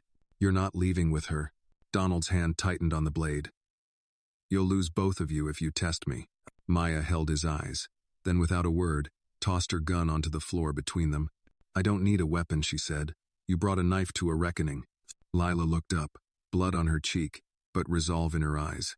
Donald lung it. Maya moved faster. In one fluid motion, she sidestepped the slash, grabbed his wrist, twisted with force, and slammed his arm against the countertop. The blade dropped. Lila kicked it across the floor. Donald stumbled, off balance. Maya didn't give him time to recover. A punch to the solar plexus, an elbow to the jaw, then silence. He collapsed at her feet. Maya turned to Lila, breath heaving, hands trembling slightly as she pulled a knife from her boot to cut the ropes. "You okay?" Lila nodded. "You came." "Always," Maya said. Outside, sirens began to wail. The response team was close. But it didn't matter anymore. This wasn't about escape. It was about ending it. Later that night, Maya stood outside the safe house, rain soaking through her coat. Thomas arrived with an umbrella, looking older than he had an hour ago. "You saved her," he said softly. "She saved herself," Maya replied. "I just reminded her how." Thomas paused. "And Donald?" "In custody." He nodded, then handed her a folder. "What's this?" "The last piece." Maya opened it. It was a warrant for Richard Vale, issued by Interpol. He'd been found. He was holed up in a villa in Cyprus, under a fake name. "You're going after him?" Maya asked. Thomas smiled faintly. "We are. Back in the city." The story had already broken. Billionaire's daughter kidnapped in apparent retaliation, rescued by Maya Williams. The headlines had turned. The narrative was sealed. The country had a new symbol of justice. And Richard Vale? He had nowhere left to hide. The sun had not yet risen over the Mediterranean when Maya touched down in Cyprus. The private tarmac was flanked by silent olive trees, their dark silhouettes barely visible in the half-light. She stepped off the plane with a duffel slung over her shoulder, her face calm but carved from granite. Thomas followed behind, not in a suit, but a black field jacket, eyes narrowed with focus. Interpol agents greeted them without words, just nods and clipboards. They had all been briefed. Maya was not here to negotiate. She was here to bring a ghost back into the light. Richard Vale's hideout wasn't a bunker. It was a palace. Perched on a cliffside, the villa sprawled across 5 acres of manicured gardens, imported Italian stone, and a glass pool that shimmered even under moonlight. But beneath the marble and excess, it pulsed with quiet desperation. He hadn't fled justice. He had evaded it, bought it time and again. But this time, there was nowhere else to buy. Inside the command van, Lexi patched into the villa's surveillance grid. He has a full perimeter team. Not professionals, mercenaries. Eastern European hires. They're not loyal. Just paid. Thomas studied the screen. Bribable? Maybe, Lexi said. But we don't need to play games. We have Interpol. We walk in. We walk out. Maya shook her head. No. We walk through. Do. She turned to the Interpol liaison, a woman named Nicoletta. What's the fallback? If we can't extract him alive, we seize the property, the assets, and lock the island down, Nicoletta replied. But we'd prefer a clean surrender. Maya smirked. So would I. But Richard Vale doesn't do clean. She tipped Herr Duffelshoot. Let's knock. The gates opened at 5:42 a.m., unlocked remotely by Lexi once she looped the security. Maya led the team down the gravel drive, her boots crunching in the quiet. She counted 3 guards on the lawn, 2 on the balcony, and 1 near the guest house. None raised weapons. Not yet. They knew who she was. Inside the foyer, gold fixtures gleamed under dim chandeliers. The whole place reeked of wealth trying to imitate taste. Maya had seen enough luxury to know when it was bought to cover rot. He was waiting in the study. Richard Vale stood behind a walnut desk, drink in hand, white linen shirt unbuttoned, sleeves rolled up. He looked tired, but not beaten. Williams, he said, lifting the glass. I must say, you've aged well. Maya didn't blink. Put the drink down. I've waited for this moment, he said, setting the glass aside. I imagined you storming in, maybe a punch to the jaw, a speech about justice. No speech, she said flatly. You're under arrest. Richard chuckled. And here I thought we'd talk. Maya stepped closer. Talk about what? The maid you tried to erase? The daughter you kidnapped? The city you nearly bankrupted? You don't see it, do you? He said, circling around the desk. You think this is about power, but it's always been about story. Maya tilted her head. What story? The one people believe, he said. I built the myth, the genius, the self-made billionaire. And you? You've tried to rewrite it. He stepped closer. But no matter what evidence you bring, there's always someone who'll think I was the victim, that you overreached. Maya stepped right into his space. Then I'll give them no room to doubt. She reached into her coat, pulled out a small recorder, and pressed play. Lila's voice filled the room. He told me to ruin her. Not just fire her. He said, break her. Make the world think she was a threat. Richard flinched. Your voice, Maya said, won't be the last one they hear. Not this time. Behind her, Interpol agents stepped in. Cuffs glinted. Richard Vale didn't fight. He raised his hands, slowly, smirking. You know I'll never serve time. Maybe not, Maya said, but you'll lose the only thing you ever really cared about. What's that? She leaned in, eyes like steel. Your myth. The footage aired within the hour. Richard being led out of the villa, cuffed and silent. Maya at his side, composed, unshaken. It played across every network, every screen, from New York to Nairobi. And for the first time, his name was followed by one word he could never delete. Fugitive. On the flight home, Maya sat across from Thomas, watching the ocean shrink below. He broke the silence. You did what no one else could. No, she said. We did. He nodded, then looked out the window. You going back to D.C.? He asked. She shook her head. No. Alden needs rebuilding. From the floor up, Thomas smiled. Then you'll need the keys. He handed her a small velvet box. Inside, the original Alden Equity brass key, symbolic, ceremonial, passed down through 3 generations. It had never left the founder's office. Until now. Congratulations. Madam CEO, Thomas said. Maya stared at it. She had cleaned floors under this company. Now, she would clean house. Back in New York, Lila stood on the steps of the courthouse, facing cameras for the first time. She spoke not as a victim, but as a witness, a voice, a veil who chose truth. And beside her, Maya stood not as a bodyguard, not as a symbol, but as a woman who had walked through fire and made it out not just alive, but righteous. 6 months later, the Alden Tower stood taller, not because its structure had changed, but because its spirit had. Gone were the secretive boardrooms and closed-door whispers. Gone were the shadow accounts and backdoor deals. What remained was something closer to what Thomas Alden's grandfather had once imagined. A company not built to devour, but to dignify. And at the heart of it was Maya Williams, CEO, veteran, black woman, former janitor. Every word used against her had become the stone she built her throne upon. It was her first Founders' Day speech as CEO. She stood on a minimalist stage, dressed in a deep navy suit, an American flag at her back, not for show, but as a reminder. This land was made for everyone, and justice wasn't a gift, it was work. She looked out at the crowd, shareholders, employees, janitors, interns, and the old night guard who once let her use the back elevator because the front lobby wasn't ready for someone like her. 6 months ago, she began, we stood on the edge of collapse, not because of numbers or markets, but because of arrogance, because someone believed they were too big to fall. She let the silence settle, but they forgot the ground always rises to meet you. There was a beat, then applause, not loud but earned. Maya continued, we've rebuilt not perfectly, not fully, but honestly. And that is the foundation that will last. Because when a company forgets its people, it becomes a machine. When it remembers them, it becomes a movement. She paused, eyes searching for someone in the crowd. There, in the 4th row, sat Lila Vale, dressed simply, head high. Maya nodded. Some of you know me as a veteran, some as a whistleblower, some as a maid. I've been all three. And I'll tell you this title means nothing without courage.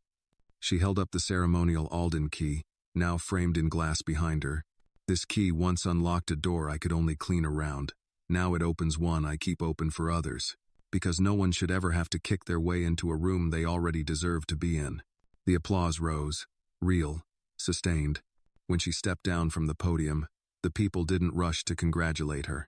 They stood for her, not because she had risen, but because she had lifted. Later that evening, Maya stood in her office, the same space where Richard Vale once plotted with poison, and watched the city move beneath her. The skyline blinked like Morse code, and she wondered how many stories were being written below. Behind her, Helena poured 2 glasses of whiskey. To survival, she said. Maya clinked glasses with her. No, to revival. They drank. Helena smirked. You know you made history, right? I didn't make it, Maya said. I just stopped them from erasing it. Helena nodded. And Richard? Sentenced last week. 27 years, no parole. They added charges from the Cyprus operation. Tax evasion, cybercrimes, international fraud. Helena shook her head. I thought men like him were too slippery. Maya replied, slippery doesn't work when people stop looking the other way. Downstairs in the lobby, the plaque had changed. Where once there was a sterile mission statement, now sat words carved in stone. Power is not proven by what you own, but by what you protect. MW. Employees stopped and read it every day. Some took photos. Others touched it, quietly, like it was sacred. Because it was. In the weeks that followed, Maya launched the Alden Justice Fund, a program designed to expose corruption in corporate America, quietly funded by whistleblower settlements and donations from those who had once benefited from silence but now chose to speak. Lexi led the tech division. David ran cybersecurity audits for partner organizations. Helena, she became Maya's head of strategy, her consigliere, friend, and fiercest defender. And Lila Vale? She enrolled in Columbia's School of Social Work, under a scholarship anonymously funded by Maya.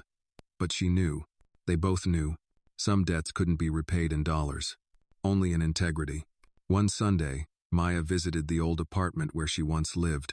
The locks had changed, the graffiti was fresh, but the bones of the place were the same. She stood across the street, watching a new janitor sweep the sidewalk. He looked up. nodded politely. "Good morning," he said. She smiled. "You too," then turned and walked away, not because she was above the place now, but because she had honored it. It had shaped her, and now she had shaped something far bigger in return. As night fell, Maya stood on the roof of Alden Tower. Thomas joined her, wind tousling his silver hair. "No more wars," he said. "Not the loud ones," she replied. "But justice isn't quiet, Thomas. It hums, every day, every step." He smiled. "What now?" Maya looked at the city, lights like 1,000 beating hearts. "Now?" she said. "We guard it."